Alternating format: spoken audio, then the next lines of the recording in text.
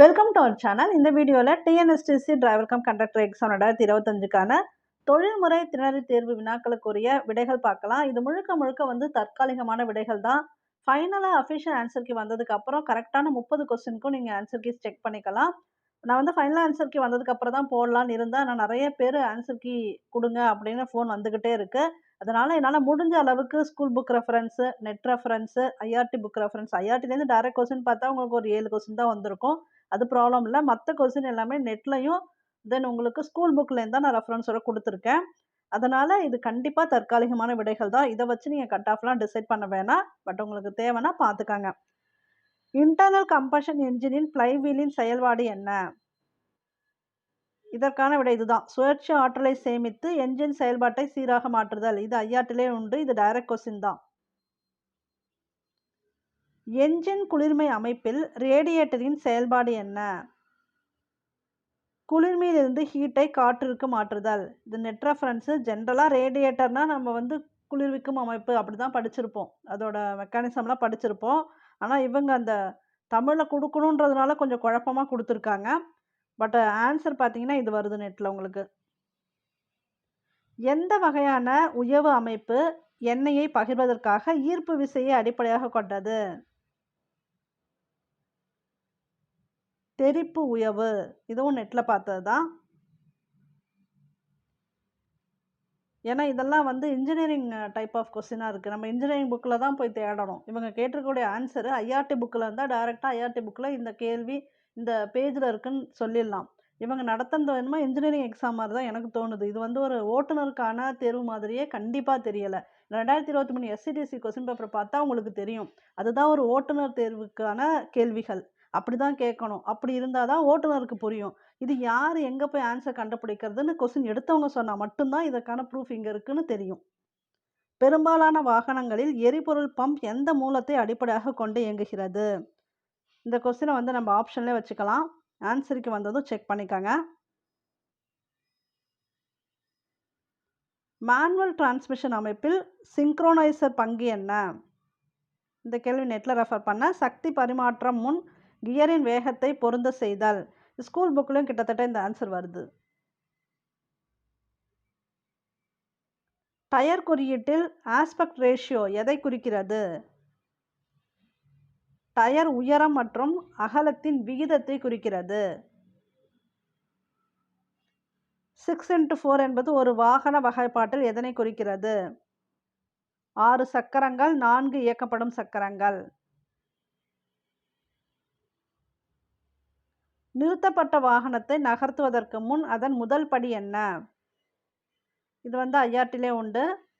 கண்ணாடிகள் மற்றும் மறைமுக பகுதிகளை சரிபார்க்கவும். ஃபர்ஸ்ட் அதுதான் வந்து பார்க்கணும். வாகனத்தை இயக்க ஸ்டார்ட் பண்றதுக்கு முன்னாடி. இது கரெக்ட் தான். கடுமையான சரிவில் இறங்கும்போது எந்த வகையான பிரேக்கிங் பரிந்துரைக்கப்படுகிறது? இது கரெக்டான விடை. இது ஐஆர்டில உண்டு. இது வந்து என்ஜின் பிரேக்கிங். நம்ம லாஸ்ட் மினிட் ரிவிஷனில் ஒரு வீடியோ சொல்லும்போதே சொல்லியிருக்கேன். சரிவில் இறங்கும் போது என்ஜின் பிரேக் யூஸ் பண்ணணும் அப்படின்னு. அது கவனிச்சிருந்தீங்கன்னா இந்த கொஸ்டின் கண்டிப்பாக கரெக்டாக எழுதியிருக்கலாம். டிஸ்க் பிரேக்கிங் அமைப்பில் பிரேக் பேடுகளை டிஸ்க் மீது அழுத்துவதற்கு பொருத்தமான கூறு எது? இது வந்து காலிப்பர். இது கரெக்டான விடை தான். புக் ரெஃபரன்ஸ் இப்போ உங்களுக்கு நான் காட்டுறேன். இங்க இருக்கு பாருங்க. ஓட்டுநர் தடை மிதியை இயக்கும் போது சாதாரண திரவ அழுத்த அமைப்பு இயங்கி அழுத்தப்பட்ட தடை எண்ணை காலிப்பர் தொகுப்பில் உள்ள 2 பிஸ்டன்களையும் நகர்த்துகிறது. இதனால் பிஸ்டன்களை தொடர்ந்து உள்ள உராய்வு திண்டுகள் எதிர் திசையில் உள்நோக்கி அழுத்தப்பட்டு அவற்றிற்கிடையே உள்ள சுழலும் தட்டை அதாவது நன்கு அழுத்தி பிடிக்கின்றன. ஃப்ரிக்ஷன் பேடு இந்த தட்டோட அழுத்தி பிடிக்குது. அப்ப இதை அழுத்தி பிடிக்கிறதுக்கு மெயினா எது ஹெல்ப் பண்ணுது? காலிப்பர். இதான் இதற்கான விடை. எந்த முறையால் ஒரு வாகனத்தை பிரேக்குகள் இல்லாமல் மெதுவாக நிறுத்தலாம்? இதற்கான விடை என்ஜின் பிரேக்கிங். இது சரியான விடை தான். ஏன்னா இது எல்லாமே வேகத்தை அதிகரித்துக்கு தான் வரும். த்ராட்டில் அதிகரித்தல், வேகத்தை அதிகரித்தல்லாம் நிறுத்தத்துக்கு வராது. ஸோ இதுவும் கிடையாது. அப்ப இதற்கான விடை என்ஜின் பிரேக்கிங் என்பது சரியான விடை. எந்த வகை பின் ஆக்சல் கனரக வாகனங்களுக்கு மிகவும் பொருத்தமானது? இதற்கான சரியான விடை இதுதான். முழு ஃப்ளோட்டிங், ஃபுல்லி ஃப்ளோட்டிங் ஆக்சல். இது வந்து ஸ்கூல் புக்ல ரெஃபரன்ஸ் இருக்கு. இது சரியா தான் இருக்கு. இங்க இருக்கு பாருங்க, ஃபுல் ஃப்ளோட்டிங் ஆக்சல். இந்த ஃபுல் ஃப்ளோட்டிங் ஆக்சல் எந்தெந்த டைப் ஆஃப் வாகனத்துல இருக்குன்னு கொடுத்துருக்காங்க பாருங்க. இந்த வகை அமைப்பு அசோக் லைலாண்ட், டாடா போன்ற வாகனங்களில் பயன்படுத்தப்படுகிறது. நம்ம கனரக வாகனங்களோட மாடல் எல்லாமே இந்த மாடல் தான். அப்ப இது வந்து சரியான விடை. கனரக வாகனங்களில் சக்கர சமநிலைப்படுத்துதல், வீல் பேலன்சிங் எந்த செயல்பாட்டை வழங்குகிறது? அதிர்வுகளை குறைத்து மென்மையான இயக்கத்தை உறுதி செய்ய. இதுவும் வந்து ஸ்கூல் புக்கில் இன்டெரக்டாக இருக்குது, அதையும் பார்த்தலாம். இங்கே இருக்குது பாருங்கள், சக்கரம் சமநிலைப்படுத்துதல், வீல் பேலன்சிங். இந்த வீல் பேலன்சிங்கில் பாயிண்ட் இந்த பயன்கள்னு கொடுத்துருக்காங்க பாருங்கள். இதில் டயர் தேய்மானத்தை குறைக்கிறது, ஸ்டியரிங் செய்வதிலிருந்து இங்கே பாருங்கள் வாகன உதறல் குறைக்கப்படுகிறது. இதை வச்சு தான் அதுக்கு வந்து ஆன்சர் நம்ம சொல்லலாம். டியூப்லெஸ் டயர்களுக்கு டியூப் டயர்களை விட முக்கியமான நன்மை என்ன? இதற்கான விட இது சரி, கரெக்டு தான். திடீர் காற்றழுத்த இழப்பு ஏற்படாமல் பாதுகாக்கிறது. கனரக வாகனங்கள் எந்த சேசிஸ் அமைப்பின் அடிப்படையில் உருவாக்கப்படுகின்றன? முன் என்ஜின் பின்புற இயக்கம். இதை நான் நெட்டில் தான் ரெஃபர் பண்ணேன். வாகனத்தின் முன் முனையத்திலிருந்து முன் சக்கரத்தின் மையம் வரை உள்ள தூரம் எவ்வாறு அழைக்கப்படுகிறது? முன்புற ஓவர்ஹேங். இது மட்டும் தான் டைரக்டாக ஐஆர்டி கொஸ்டின். பின்வருவனவற்றில் வாகன சட்டத்தின் முதன்மை செயல்பாடு எது?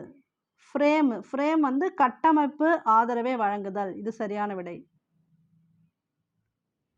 ஸ்பார்க் இக்னிஷன் என்ஜின் மற்றும் கம்ப்ரஷன் இக்னிஷன் என்ஜினின் முக்கியமான வித்தியாசம் என்ன? இதற்கு சரியான விடை இதுதான். எஸ்ஐ என்ஜினில் ஸ்பார்க் பிளக் பயன்படுத்தப்படுகிறது. சிஐ என்ஜினில் கம்ப்ரஷன் அடிப்படையாக கொண்டு எரிபொருளை எரிக்கிறது. ஸ்டியரிங் வீலை ஸ்டியரிங் கியர் பாக்ஸுடன் இணைக்கும் தொகுப்பு எது? இங்கே கொடுத்துருக்கக்கூடிய ஆன்சரில் ஸ்டியரிங் காலம். இது வந்து சரியான விடை. பிரேக்கிங் பெடலில் இருந்து பிரேக்கிங் இயக்கத்திற்கு விசையை அனுப்புவதற்கு பொறுப்பானது எது? இதுவுமே வந்து நீங்கள் அஃபிஷியல் ஆன்சருக்கு வந்ததும் செக் பண்ணிக்கோங்க. ஏன்னா மாஸ்டர் சிலிண்டர்னு ஒரு அமைப்பு இருக்குது. ஆனால் அந்த மாஸ்டர் சிலிண்டர்லேருந்து பிரேக் திரவம் போயிட்டு ஒரு ஃபோர்ஸ் கொடுக்குது அப்படின்னு கொடுத்துருக்காங்க. அதாவது அந்த விசையை கொடுக்குதுன்னு கொடுத்துருக்காங்க. இப்போ இதை மாஸ்டர் சிலிண்டர் எடுத்துக்கிறதா இல்லை பிரேக் திரவம்னு எடுத்துக்கிறதான்னு தெரியலை. ஏன்னா ரெண்டுமே அந்த மெயின் ரோலில் இருக்குது. அதனால அஃபிஷியல் ஆன்சருக்கு வந்ததும் செக் பண்ணிக்கலாம். சஸ்பென்ஷன் அமைப்பில் ஸ்டெபிளைசர் பாரின் செயல்பாடு என்ன? இது சரி. மூலையில் திருப்பும் போது வாகனத்தின் சாய்வை குறைத்தல். இதுதான் வந்து அந்த ஸ்டெபிளைசர் பாரோட செயல்பாடு. இங்கே இருக்கு பாருங்க, நிலைநிறுத்த கம்பி அப்படின்னா ஸ்டெபிளைசர் பாரு. அதற்கான ரோல் கீழே கொடுத்துருப்பாங்க.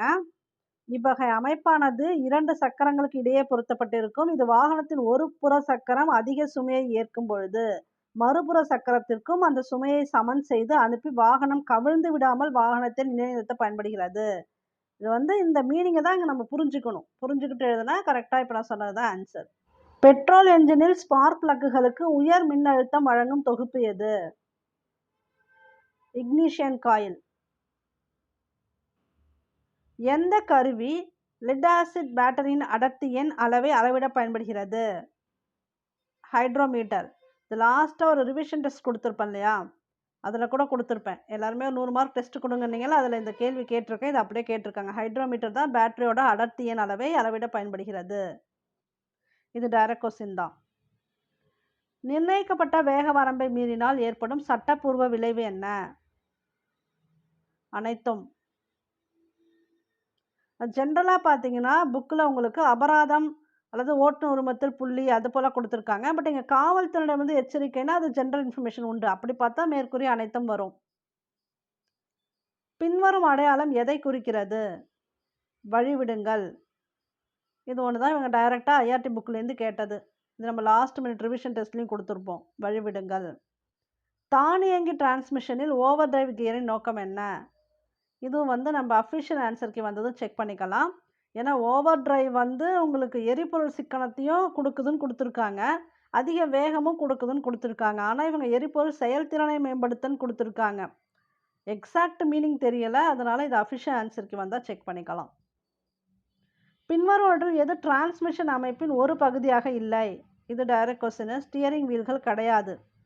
சக்தி கடத்தும் அமைப்பினே கொடுத்துருப்போம் பாருங்கள், நீங்கள் புக்கில் பார்த்தா கூட இதெல்லாம் கொடுத்துருப்போம், இது கிடையாது.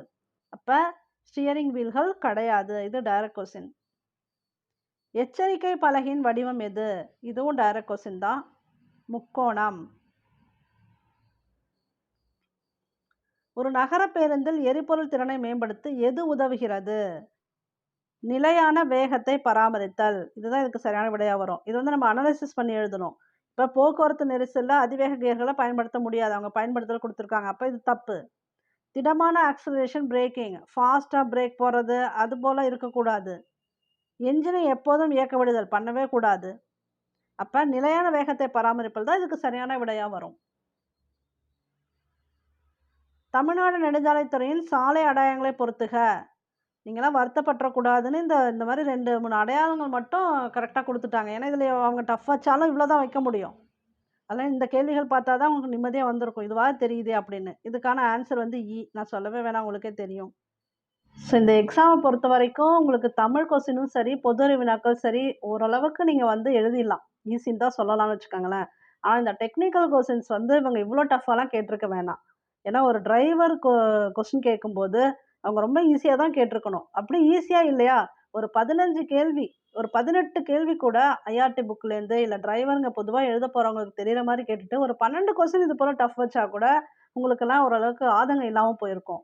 ஆனா இவங்க முழுக்க முழுக்க ஒரு இன்ஜினியரிங் ஸ்டூடண்ட் எழுதுற மாரி கேள்விய கேட்டு, அத போய் ஒரு 10வது முடிச்ச டிரைவர், கண்டக்டர் எழுத சொன்னா, இப்ப இது எப்படி முடியும்னு எனக்கு தெரியல. இப்ப ஒரு இன்ஜினியரிங் ஸ்டூடண்ட்டே இத குடுத்துட்டு உடனே ஆன்ஸர் பண்ண சொன்னாலும், அவங்களே ஒரு சில தவறா கூட ஆன்ஸர் பண்ணலாம். ஏன்னா கொஸ்டின வந்து அந்த அளவுக்கு நீங்க ஆழமா படிக்கணும். அதுக்கு அவங்களுக்கு டைம் குடுத்திருந்தா கூட, அந்த டைம்ல டென்ஷன்ல எந்த அளவுக்கு எழுதியிருப்பீங்கன்னு தெரியல. இப்ப இதுக்காக ஒரு 2, 3 மந்த்ஸா ப்ரிப்பேர் பண்ணிட்டே இருக்காங்க இல்லையா? அவங்களுக்கு இது ரொம்பவே மன வருத்தமா இருக்கும்.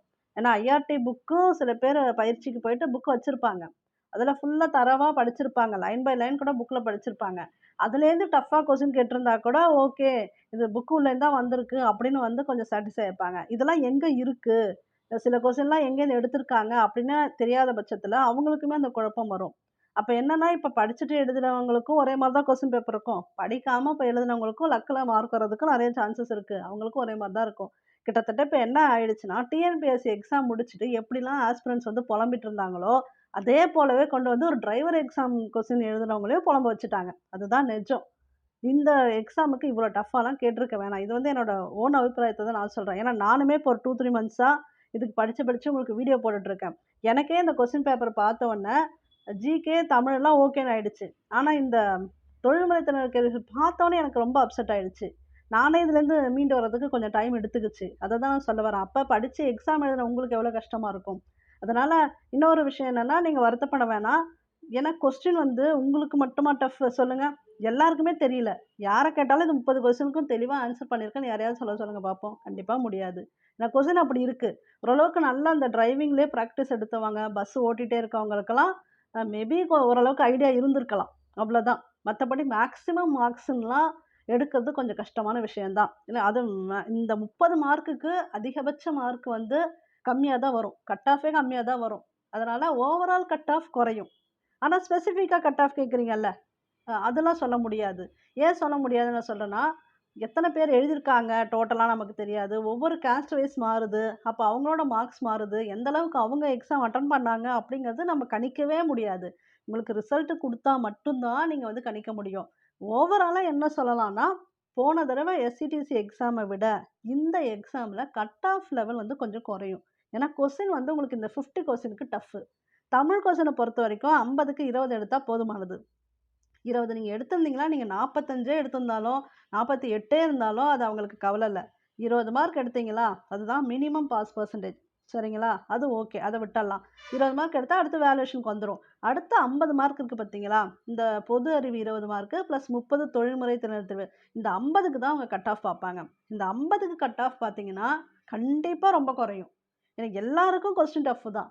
நீங்க எக்ஸாம் எழுதுன யார கேட்டாலும் அவங்க ஈஸின்லாம் சொல்ல முடியாது. ஈஸின்னு இல்ல. கொஸ்டின் எங்கேருந்து வந்துச்சுன்னு யாருக்குமே தெரியல. அப்படிதான் அவங்க கொஸ்டின் குடுத்துருக்காங்க. அப்படி இருக்கும்போது கண்டிப்பா உங்களுக்கு கட் ஆஃப் வந்து குறையும். கட் ஆஃப் பத்திலாம் அதிகமா குழப்பிட்டுலாம் இருக்க வேணாம். ஏன்னா ஒன்ஸ் எக்ஸாம் முடிஞ்சிருச்சு.